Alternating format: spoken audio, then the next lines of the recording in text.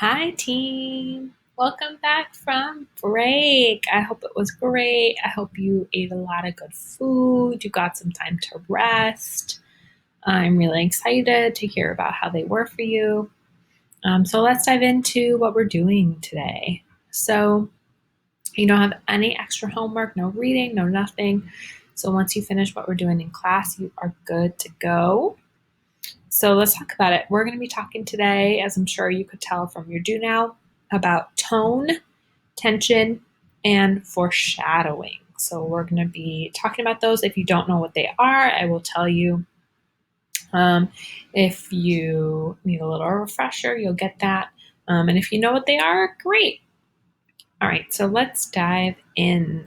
Okay, so we're talking about three things today: tone, foreshadowing, and tension. So they're kind of like a math equation.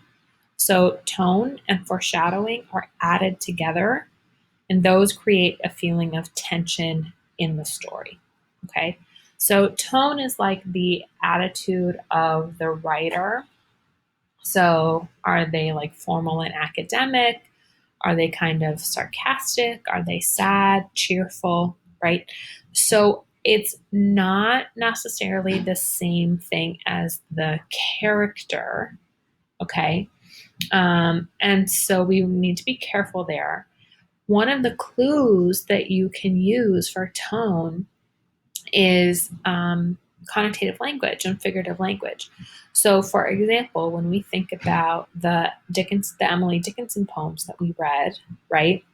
A lot of the connotative language that we picked out was like dark, darkness, bump your forehead on a tree, like that kind of thing. And we said she was talking about depression with that, right?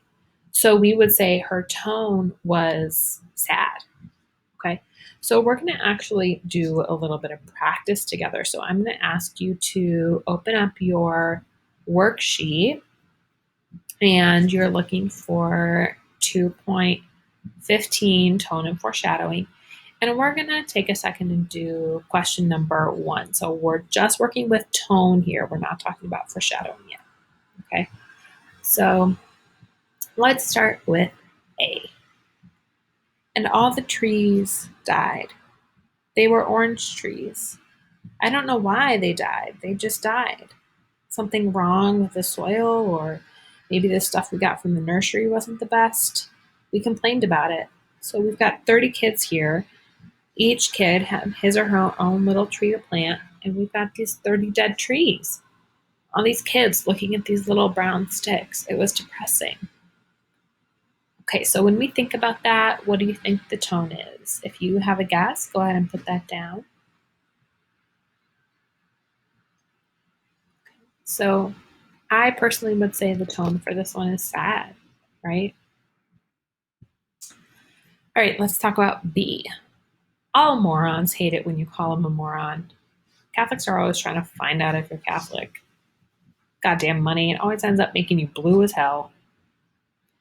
Okay, so take a second and guess what you think the tone might be for that.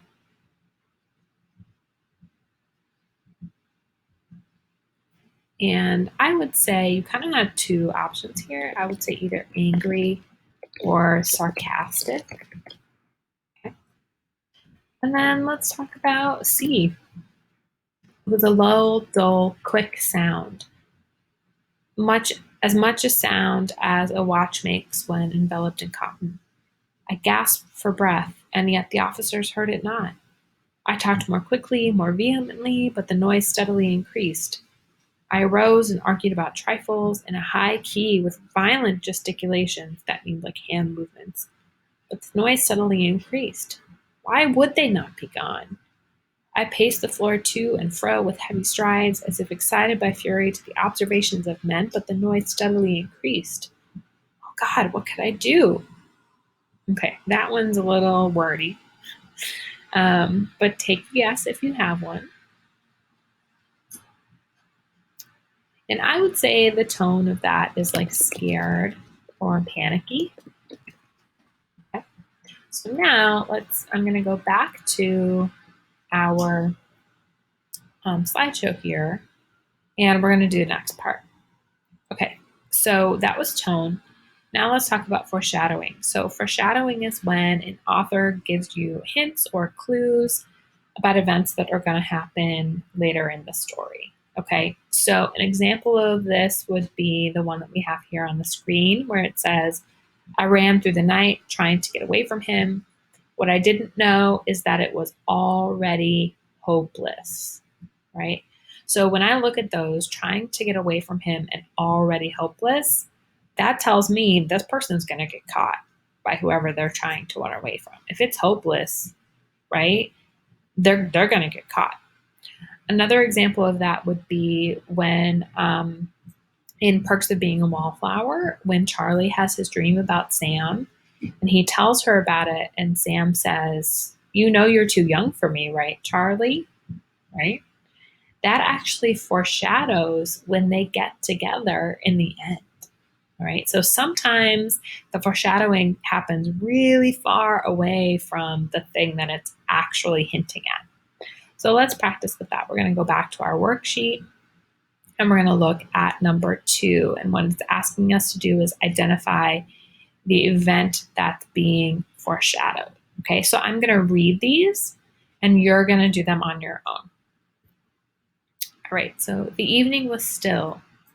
Suddenly, a cool breeze started blowing and made a windy night. Okay. So what's the event that's being foreshadowed? What's going to happen?